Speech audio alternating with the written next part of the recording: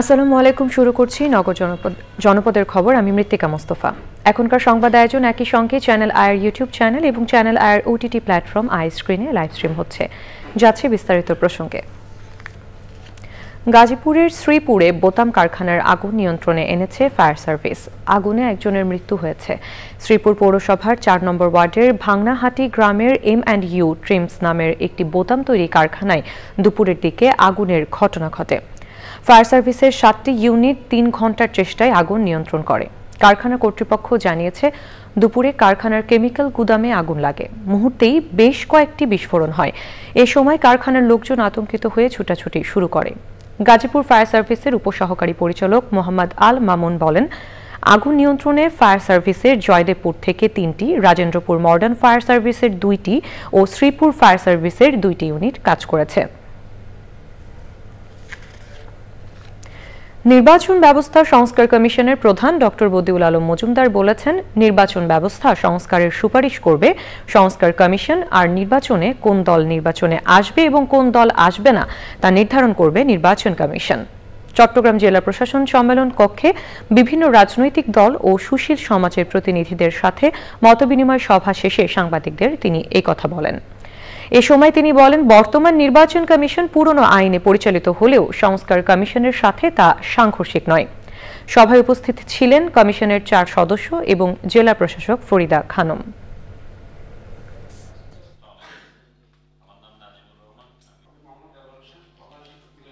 জাতীয় নির্বাচন, স্থানীয় নির্বাচন, এই সংসদের উচ্চকক্ষ, তারপরে নির্বাচনী ব্যয়, তারপরে টার্ম লিমিট, এগুলো সবগুলো বিষয়ে আলোচনা হয়েছে এবং আমি এবং আমার সহকর্মীরা উপলব্ধি করেছি মানুষের মধ্যে যে আগ্রহ, আবেগ, উচ্ছ্বাস এবং আমাদেরকে যেখানে দেখে থামিয়ে মানুষ দুটো কথা বলতে চায়, তাদের মনের আকুতি ব্যক্ত করতে চায়, তারা বিভিন্ন প্রস্তাব দিতে চায় এবং আমরা যে ওয়েবসাইট স্থাপন করেছি, তারপরে আমাদের ইমেইল, এগুলোতে মানে হাজার হাজার ব্যক্তিরা মতামত দিচ্ছে। তাদের সবারই আকুতি একটা সুষ্ঠু নিরপেক্ষ নির্বাচন হোক, যার মাধ্যমে আমাদের গণতান্ত্রিক ব্যবস্থাটা একটা শক্ত ভিতরে দাঁড়ায়। এটা জন আকাঙ্ক্ষা। চলতি মাসের শেষ সপ্তাহে শীতের প্রকোপ বেড়ে পুরো জানুয়ারি মাসে দেশে 2 থেকে 3টি মাঝারি থেকে তীব্র মাত্রার শৈত্যপ্রবাহ বয়ে যেতে পারে বলে পূর্বাভাস দিয়েছে আবহাওয়া অফিস। বঙ্গোপসাগরে সৃষ্ট নিম্নচাপটি উপকূলীয় কয়েক জেলায় বৃষ্টি ঝরিয়ে দুর্বল হয়ে পড়েছে। মঙ্গলবার থেকে নিম্নচাপের প্রভাব পুরোপুরি কেটে গিয়ে দেশের নদী অববাহিকা ও উত্তরাঞ্চলের বিভিন্ন জেলায় কুয়াশা বাড়ারও পূর্বাভাস রয়েছে। জান্নাতুল বাকিয়া কেকার রিপোর্ট। দেশে এবার সময়মতো ডিসেম্বর থেকে শীতের প্রকোপ শুরু হয়েছে। উত্তরাঞ্চলে তীব্রতা বেশি। রোববার দেশের সর্বনিম্ন তাপমাত্রা রেকর্ড করা হয় তেঁতুলিয়ায় 9.4 ডিগ্রি সেলসিয়াস। এল নিনোর কারণে 2024 সাল বিশ্বের উষ্ণতম বছর পার করেছে। তবে বর্তমানে লা নিনোর প্রভাবে প্রকৃতিতে কিছুটা স্বাভাবিক অবস্থা বিরাজ করছে। আবহাওয়া অফিস বলছে, লা নিনোর কারণে বিগত কয়েক বছরের তুলনায় এবছর শীতের প্রকোপ খানিক বাড়তে পারে।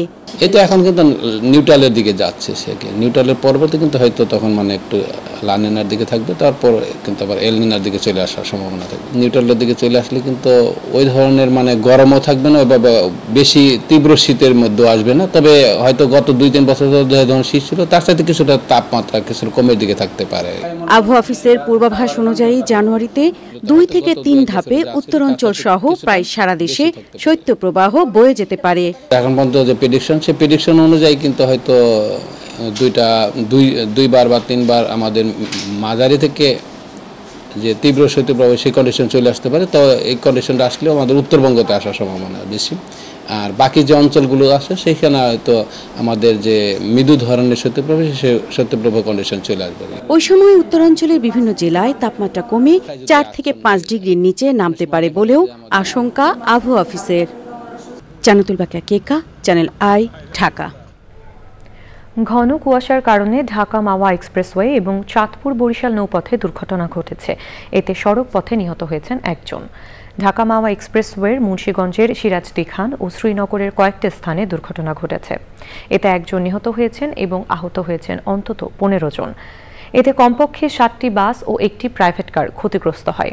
হাইওয়ে পুলিশ জানিয়েছে, রাত 3:30টার দিকে ঢাকা থেকে মাওয়াগামী এক্সপ্রেসওয়ের কয়েকটি জায়গায় ঘন কুয়াশার কারণে বেশ কয়েকটি গাড়ির সংঘর্ষ হয়। এতে ফরহাদ হোসেন নামে একজন গুরুতর আহত হন। পরে শ্রীনগর স্বাস্থ্য কমপ্লেক্সে নিয়ে গেলে চিকিৎসক তাকে মৃত ঘোষণা করেন। অপরদিকে ঢাকা বরিশাল নৌরুটের মেঘনা নদীর চাঁদপুরের হাইমচরে মধ্যরাতে 2 যাত্রীবাহী লঞ্চের সংঘর্ষ হয়েছে, ফলে কয়েকজন যাত্রী আহত হয়েছেন। রাত 1:45টার দিকে ঘন কুয়াশার কারণে বরিশালগামী প্রিন্স আওলাদ 10 ও ঢাকাগামী লঞ্চ কীর্তনখোলা 10 লঞ্চের মধ্যে এই সংঘর্ষ হয়। এতে করে প্রিন্স আওলাদ লঞ্চের সামনের অংশ ভেঙে যায়। পরে যাত্রীদের রক্ষায় লঞ্চটি চরে উঠিয়ে দেওয়া হয়। সকাল 9টায় ঢাকা থেকে শুভরাজ লঞ্চ গিয়ে প্রিন্স আওলাদ লঞ্চের প্রায় 2000 যাত্রীকে উদ্ধার করে। টঙ্গীতে ইস্তেমা মাঠে সংঘর্ষের ঘটনায় মাওলানা সাতপন্থী নেতা মুয়াজ বিন নূরের 3 দিনের রিমান্ড মঞ্জুর করেছেন গাজীপুর চিফ মেট্রোপলিটন আদালত। রোববার সকালে আইনশৃঙ্খলা বাহিনীর উপস্থিতিতে কড়া নিরাপত্তার মধ্য দিয়ে তাকে গাজীপুর চিফ মেট্রোপলিটন আদালত 2 এর এজলাসে নিয়ে যাওয়া হয়। সে সময় পুলিশ তাকে 7 দিনের রিমান্ডে নেওয়ার আবেদন করলে আদালত 3 দিনের রিমান্ড মঞ্জুর করেন। শুক্রবার রাজধানীর উত্তরা থেকে মুয়াজকে গ্রেপ্তার করা হয়। টঙ্গীর বিশ্ব ইজতেমা মাঠে সংঘর্ষ ও নিহতের ঘটনায় করা হত্যা মামলার আসামি মুয়াজ বিন নূরের ছাত্রত্ব বাতিল করেছে জামিয়া শারিয়া মালিবাগ। নারায়ণগঞ্জের রূপগঞ্জের পূর্বাচলে পুলিশের চেকপোস্টে প্রাইভেট কার চাপায় বুয়েটের শিক্ষার্থী মুহতাসিম মাসুদ নিহতের ঘটনায় গ্রেপ্তার 3 আসামির 2 দিন করে রিমান্ড মঞ্জুর করেছেন আদালত। সকালে নারায়ণগঞ্জের সিনিয়র জুডিশিয়াল ম্যাজিস্ট্রেট নূর মোহসিনের আদালতে আদেশ দেন। এর আগে সকাল 10টায় 3 আসামি প্রাইভেট কারটির চালক মুবিন আল মামুন, তার 2 বন্ধু মিরাজুল করিম ও আসিফ চৌধুরীকে আদালতে হাজির করে জিজ্ঞাসাবাদের জন্য 5 দিন করে রিমান্ডের আবেদন করে পুলিশ।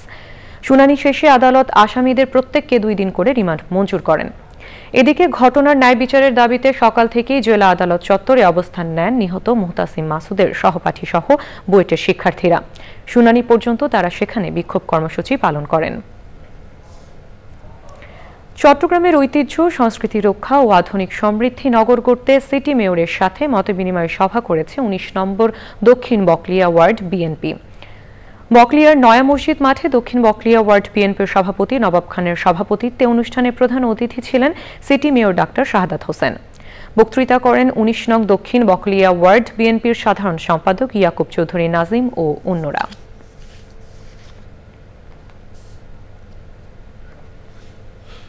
দর্শক, এবারে প্রতিনিধিদের পাঠানো তথ্য ভিডিওচিত্র নিয়ে রাজীব আহমেদের রিপোর্ট।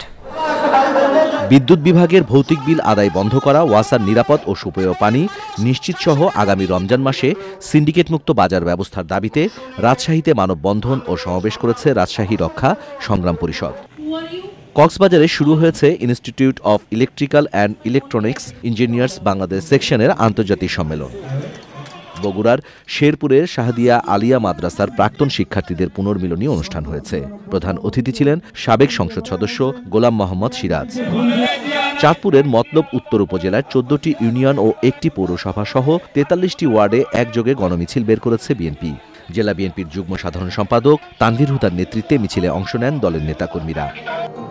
ফরিদপুর সম্মিলিত সাংস্কৃতিক জোটের আয়োজনে 9টি সাংস্কৃতিক সংগঠনের অংশগ্রহণে বিজয় লোক উৎসব অনুষ্ঠিত হয়েছে। অতিথি ছিলেন সংস্কৃতিজন অধ্যাপক আলতাফ হোসেন। প্রিপেড মিটার চাই না, এই স্লোগান নিয়ে বিদ্যুতের প্রিপেড মিটার স্থাপন বন্ধের দাবিতে গাইবান্ধায় মানববন্ধন ও বিদ্যুৎ অফিসের সামনে বিক্ষোভ করেছেন গ্রাহকরা। গাজীপুর শ্রীপুর উপজেলা কিন্ডারগার্টেন অ্যাসোসিয়েশনের নবগঠিত কমিটির অভিষেক আলোচনা সভা ও সাংস্কৃতিক অনুষ্ঠান হয়েছে। এতে প্রধান অতিথি ছিলেন বিএনপির কেন্দ্রীয় সহস্বাস্থ্য বিষয়ক সম্পাদক অধ্যাপক ডক্টর রফিকুল ইসলাম বাচ্চু। নওগাঁয় বদলগাছি উপজেলার বিএনপি ঘোষিত রাষ্ট্র সংস্কারের 31 দফা নিয়ে আলোচনা ও কর্মী সমাবেশ হয়েছে। বেসরকারি বিশ্ববিদ্যালয়ের বিপ্লবী শিক্ষার্থীদের গুপ্ত হত্যার প্রতিবাদে নড়াইলে মশাল মিছিল করেছে বৈষম্য বিরোধী ছাত্র আন্দোলন।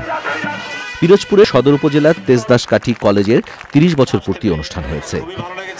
নোয়াখালীর কোম্পানিগঞ্জের মুসাপুর ইউনিয়নের 200 শীতার্থ পরিবারকে শীতবস্ত্র বিতরণ করেছে স্বেচ্ছাসেবী সংগঠন নাগরিক উন্নয়ন ফাউন্ডেশন। উপস্থিত ছিলেন কোম্পানিগঞ্জ উপজেলা নির্বাহী কর্মকর্তা তানভীর ফারহাদ শামীম, নাগরিক উন্নয়ন ফাউন্ডেশনের উপদেষ্টা মোফাজ্জল হোসেন সোহাগ ও অন্যরা। Rajib Ahmed, channel I. গাজীপুর মহান বিজয় দিবস উপলক্ষে ভলিবল প্রতিযোগিতা হয়েছে।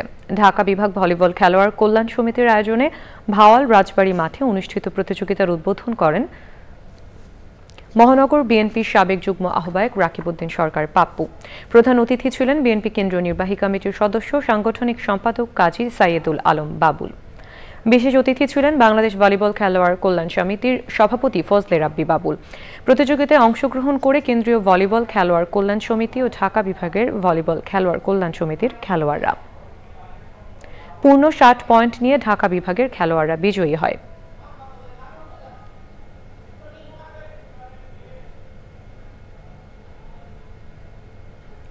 দর্শক, এই ছিল জনপদের খবর। পরবর্তী কৃষি সংবাদ দেখার আমন্ত্রণ জানিয়ে শেষ করছি। ধন্যবাদ সবাইকে।